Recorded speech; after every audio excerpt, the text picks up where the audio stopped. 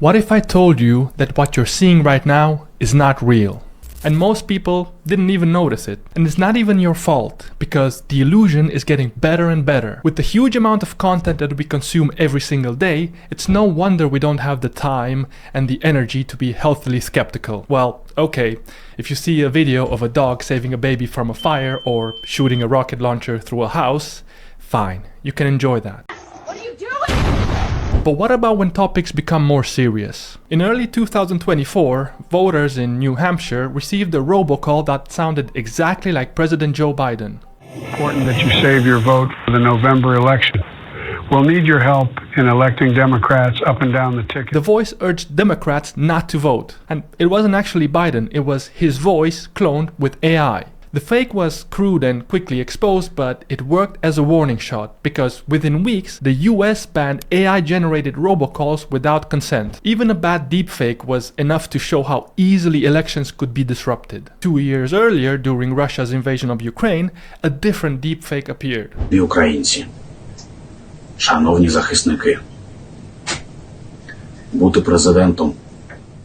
A video showed President Volodymyr Zelensky seemingly urging Ukrainian forces to surrender. It aired briefly on a hacked news channel before being removed. The lips didn't quite match and the audio felt off, but analysts warned that this was only the beginning, because a better version at the right moment, in the right context, could have done real damage during a war. And Europe has seen similar tactics. In Slovakia's 2023 elections, a fake audio recording surfaced days before voting, allegedly capturing an opposition leader plotting election fraud. The voices were cloned. The conversation was fabricated. It was debunked, but not before spreading confusion at a critical moment. And the UK isn't immune to this either, because fake recordings targeting public figures have circulated briefly long enough to create outrage, doubt, and distrust before being exposed. Before AI, outrage still took some effort. Someone had to write the post, edit the video, fan the flames, and AI removes all of that. AI can generate thousands of emotionally charged posts every single hour. It can rewrite the same message for different groups,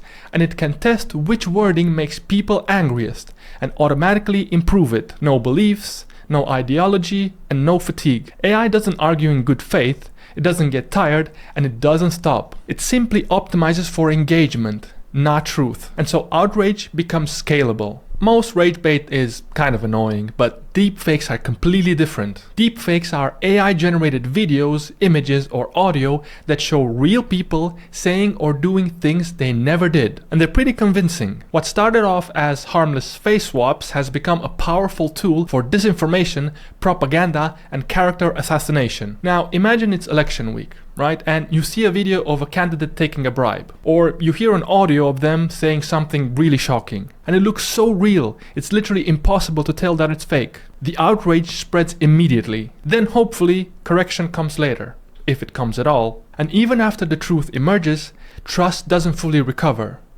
This isn't theoretical anymore. Deepfakes aren't just political weapons, they're also tools of personal destruction. One of the most chilling cases involved Irish politician Cara Hunter. During her campaign, a pornographic video was shared online with her face swapped onto someone else's body. It wasn't real, but the damage was. The video spread through WhatsApp and social media, and it triggered harassment and abuse. Although she immediately clarified it was fake, the incident nearly destroyed her career. And if AI can fabricate evidence, anyone can be targeted and forced to prove something that never happened. Innocent until proven AI? Deepfake pose two serious threats. The first is obvious. They spread false information, fake videos, audios, or quotes. They make up events and provoke outrage. The second threat is a bit more subtle and more dangerous. If anything can be fake, then people will stop trusting everything. This is called the liar's dividend. When real footage appears of corruption, abuse, or wrongdoing, it can be dismissed instantly.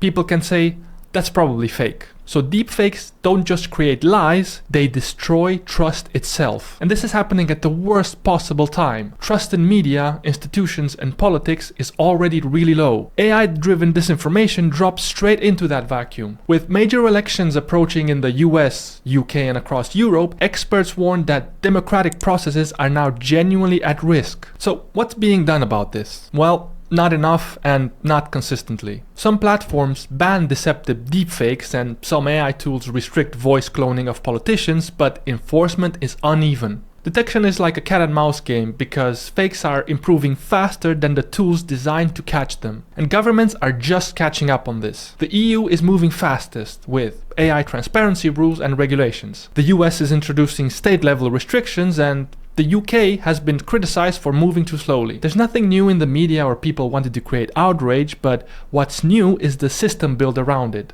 and how much AI supercharges it. Everything is spreading insanely fast and it's being manufactured on demand. And that's why awareness matters. When something makes you instantly angry, pause. Ask whether it's informing you or provoking you. And ask who benefits from your reaction. Because outrage is often the product and you're the customer. You don't need to panic. You just need to be aware. AI is everywhere now. So the most powerful act of resistance might be the simplest one. Slow down. Don't take the bait. And reward truth over impulse. Luckily, right now, there's some small tells to look out for.